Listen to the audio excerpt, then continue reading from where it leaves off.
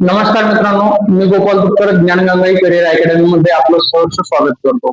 आज आपण पाहणार आहोत बुद्धिमत्ता या विषयामध्ये मराठी महिन्यांवर विचारले जाणाऱ्या प्रश्नांबद्दल पाहणार आहोत. आता मराठी महिने एकूण किती असतात तर 12 महिने आहेत. किती आहेत? 12. कुठले कुठले आहेत ते बघा. चैत्र, वैशाख, ज्येष्ठ, आषाढ, श्रावण, भाद्रपद, आश्विन, कार्तिक, मार्गशीर्ष, पौष, माघ आणि फाल्गुन. आता हे 12 महिने आहेत, तर या 12 महिन्यांमध्ये मराठी महिन्यानुसार एकूण 6 ऋतू आहेत. बरोबर आहे. आता हे 6 ऋतू कुठले आहेत तर यासाठी आपण एक शॉर्ट बनवलेलं आहे बघा. वगळी व शेवेशी. काय आहे? वगळी व शेवेशी. व म्हणजे काय? वसंत. काय? आता बघा, हे जे महिने आहेत हे महिने कसे काउंट करायचे तर यातला हा जो शेवटचा फाल्गुन महिना आहे हा फाल्गुन महिना फक्त वरती येणार नाही. काय? फाल्गुन महिना कुठे येतो? फक्त वरती. फाल्गुन. बरोबर. आता फाल्गुन वरती गेल्यानंतर प्रत्येक 2 महिने एकत्र घ्यायचे.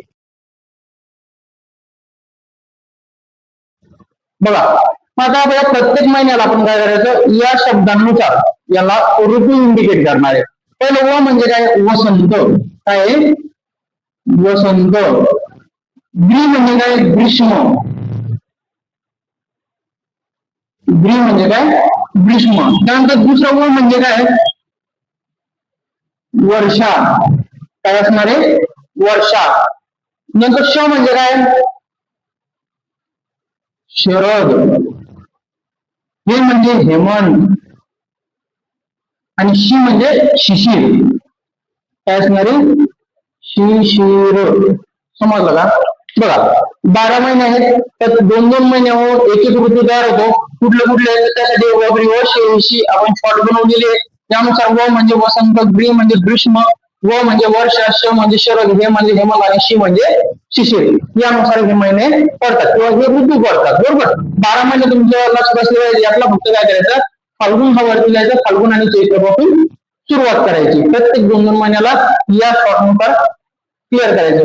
आता आणखी समोर प्रश्न विचारला होतो की आपले जे ऋतू ठरलेले आहेत उन्हाळा, पावसाळा आणि हिवाळा, तर या ऋतूमध्ये मराठीतला कुठला ऋतू ऍड होतो तर हे आपल्याला समजलं पाहिजे. तुम्ही काय करायचं तर वरचे दोन जे असतात उन्हाळा, मधले दोन पावसाळा आणि नंतरचे दोन हिवाळा. समजलं? हे पहिले दोन म्हणजे 4 महिने हे काय असते? उन्हाळा. त्यानंतर 4 महिने म्हणजे वर्ष आणि शरद पावसाळा. हे 4 महिने हेमंत आणि शिशिर म्हणजे काय? हिवाळा. या बाहेरचा मराठी महिन्यावर कुठलाच तुम्हाला प्रश्न येणार नाही. लास्ट एवढं जर तुम्हाला जर समजलं